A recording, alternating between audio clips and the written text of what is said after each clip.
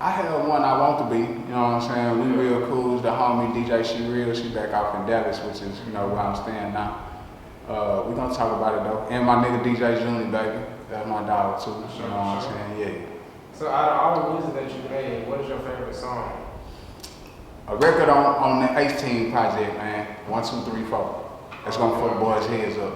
I'm gonna make sure I check out that song specific. 1, 2, 3, 4. It's gonna fuck boys' heads up. I actually just dropped a video of me hosting at a club called Status in Dallas, and we used that. Oh yeah, you did, because I just seen that. Yeah. The part of the video where when I'm in the club and we popping the bottles and shit, that's 1, 2, 3, 4. That's playing right there. So how do you choose your beats and producers when working on projects? Feel it. You know, I try to get in the studio, first of all, with people who energy match mine. I don't just work with anybody, you know what I'm saying? So if I would energy match, usually being that I energy match, they know what to try to pitch to me, you know what I'm saying? So I usually don't have to go through a lot of their beats. It's usually like, well, I got this, I'll play that, that's good. That's it right there, like, you know what I'm saying? But yeah, that's pretty much how it is. It's an energy thing. Yeah. What would you consider your style of rap? I'm like a cross between blues and hip hop. You know, like a blues hip hop artist, some new age shit going on. Yeah. So when it comes to your music, who do you think is more your target audience, age range? If we're looking at statistics, I can see what my listeners are. It's usually between 24 and 40. Okay. You know what I'm saying? I usually have a lot more older listeners. You know what I'm saying? People like to hear them stories. I tell a lot of stories. I paint a lot of pictures, and that's what people usually drawn into. Kind of gravitate towards that. Yeah. Okay. So, are you big on features? I ain't big on features, but I love to do them still, you know, especially when the person talented, man. I was just talking to my lady about one of my favorite features I did, Trill, you know, on this AinG project. We got a record called One Way. You know, it's about, it's plenty ways to fall off the top, but to get up the, I mean, it's only one way down pretty much, you know what I'm saying? Down is down, you know what I'm saying? But there's plenty ways to climb up. So that's what my mind is. Gotcha. So what's your relationship with Scarface? I see y'all got a record together. Yeah, we actually just shot a video today. So we had finished it like a couple months ago, the video, but some of the footage we wasn't able to do exactly what it is that we wanted to do with it. So we had to come back and shoot like another scene.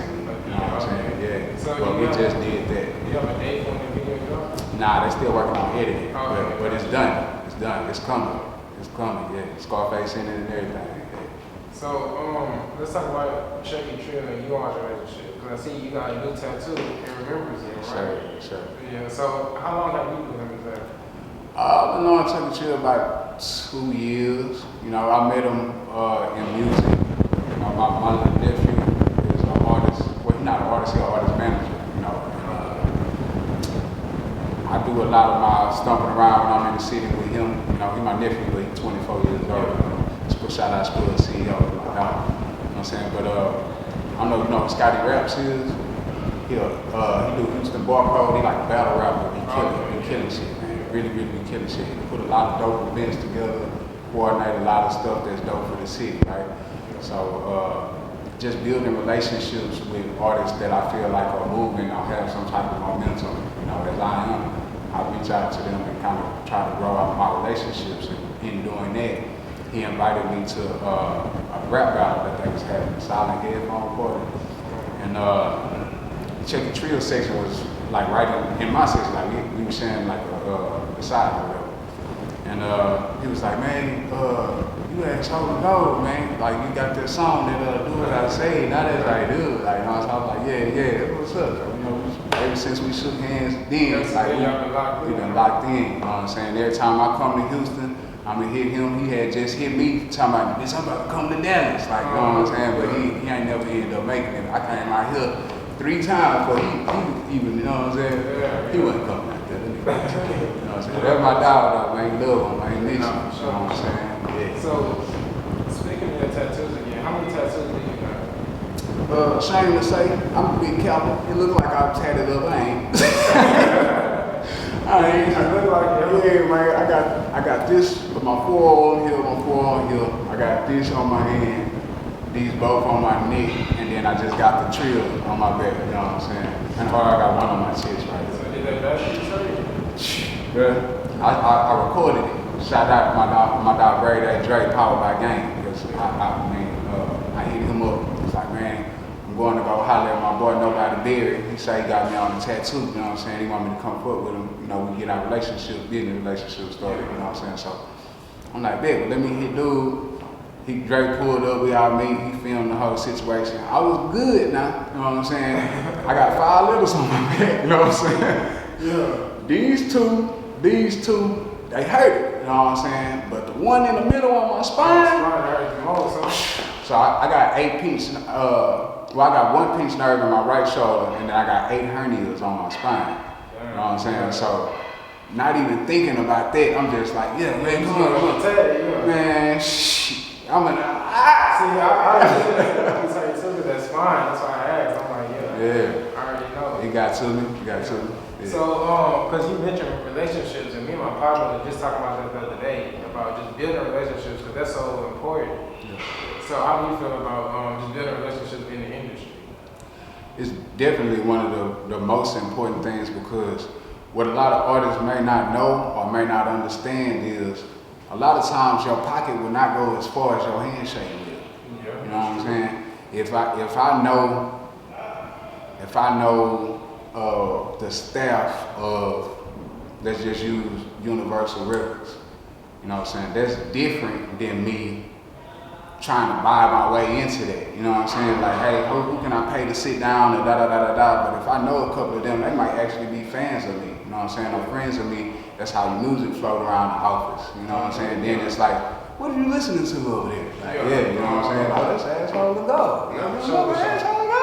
Yeah. Like that, yeah. Because I had actually recently we interviewed Zero, the flip manager, and he talked about how a lot of people feel like just because you're Instagram friends that, you know, y'all connected or you know, y'all have a relationship. And I mean that. Exactly. And he stated that too, and he was just like, you know, you're gonna actually build a relationship with somebody. You're gonna actually help them, you know, kind of help each other. Right. And not just, oh, I follow you, so let me. If a person got merch, if they got a business, try to, you know, support. That's when you buy your way in. Yeah, you know what I'm saying? Let me get your hoodie. You know what I'm saying? Let me book a little studio time with you. Do you want to shoot this video for me? Do you da. That's when you buy your way in. You know what I'm saying? Yeah. It's business like that. Yeah, for sure. Yeah. So let's talk about Fame Gang Records. How did that come about? Fame Gang Records is this the beginning of it. This stands for Fame Gang, and on this side I'm gonna get it finished. It's gonna be a number 8, but together that's Fame Gang forever. You know what I'm saying? So the mission for Fame Gang is to change the world into a positive place. I feel like in the mind of the man, it became mundane to be evil. You know what I'm saying? Like that's just like the cool shit. Like the dude who got bodies and the dude who womanized, that's the hero. You know what I'm saying? So my thing is flipping it back. You know what I'm saying? Like give that real soldier them stripes. You know what I'm saying? Like yeah. So out of all the collabs that you had, who was your favorite person to collab with? So, I said this before in the interview, but I'm gonna say it again. I'm aspiring to get this collab done with Erica. Okay. You know what I'm saying? She already picked the song that she wanna do and everything. So, if I could get her to really get on it, that's gonna be my favorite collab. You know what I'm saying? But right now, the one with Scarface. Yeah, you know. And I also got a record with Devin the Dude too that I really like. Yeah, I recently seen that. I think you posted some on your Instagram or something. Yeah. I got some on my Instagram. I got the whole little session and stuff on my YouTube. Yeah. I seen that too on your channel. So, what's some artists from the city that you want to collab with that you have? I think I want to do something with Sauce Walka. You know what I'm saying? But not more so with the glamour glitz Sauce Walka, but that one where that boy be ghetto gospel. You know what I'm saying?